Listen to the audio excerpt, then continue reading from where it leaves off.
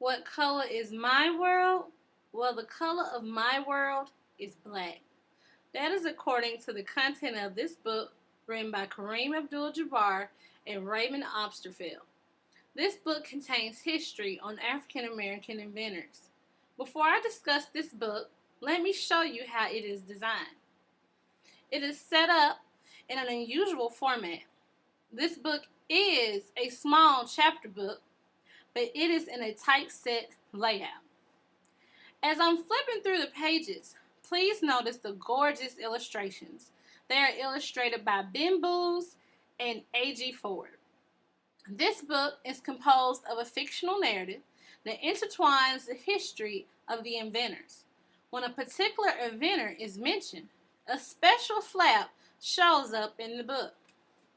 This flap has the inventor's name, the year of birth, and the year of death if he or she has died. It also lists the major invention he or she created, some fast facts, and it includes a picture. On the inside of the flap, there is a short biography about the inventor. Additionally, some inventors have a whole 2-page biography on them. Now, let's break down the story. This narrative is written from the words and perspective of Herbie. Herbie has a twin sister named Ella. Their family is moving into a new house, but to the twins, it is not so new. The house is a major fixer-upper, and it is going to take a lot of work to get it up to par. Mr. Mittal, a handyman that the twins' parents met at church, arrives at the house. He has come by to help fix some things.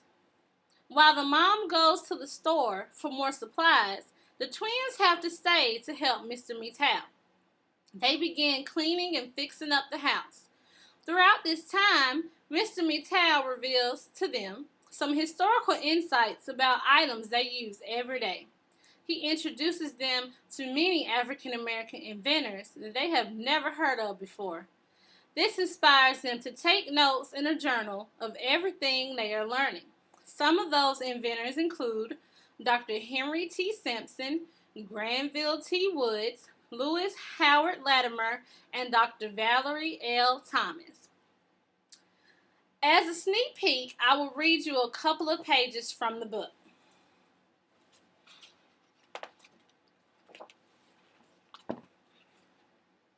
There is more to our history than slavery, jazz, sports, and civil rights marches. We know that, Ella said, getting sore. Did you know a lot of African American scientists? Mr. Mittal asked. Ella looked at me. Come on, genius, Ella whispered to me. Name some black scientists. I'm sure I've read about a few, but I couldn't remember a lot of names. Finally, I said, George Washington Carver.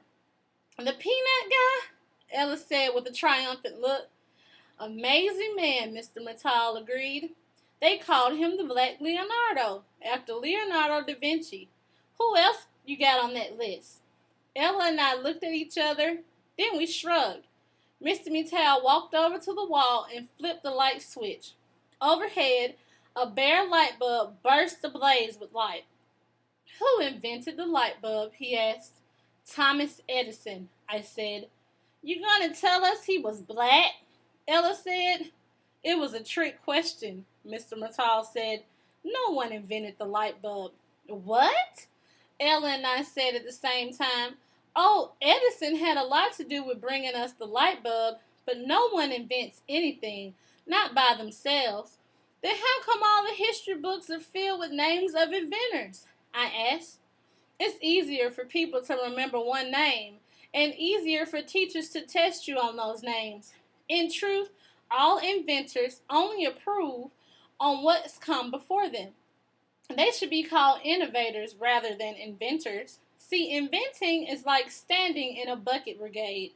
People stand in a line that stretches from a water source to a fire, and they pass buckets of water up the line.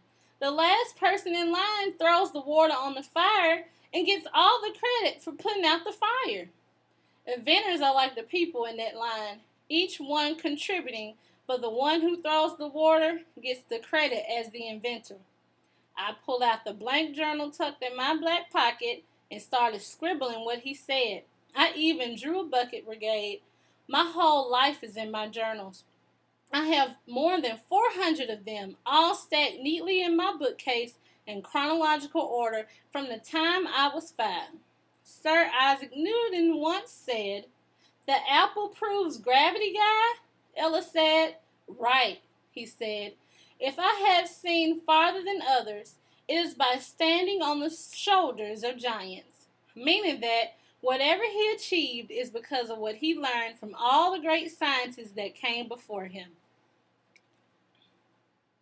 In order to find out all the inventors mentioned in this book, their inventions, and what happens with Ella, Herbie, and Mr. Mittal, you have to check out this book for yourself. Thanks.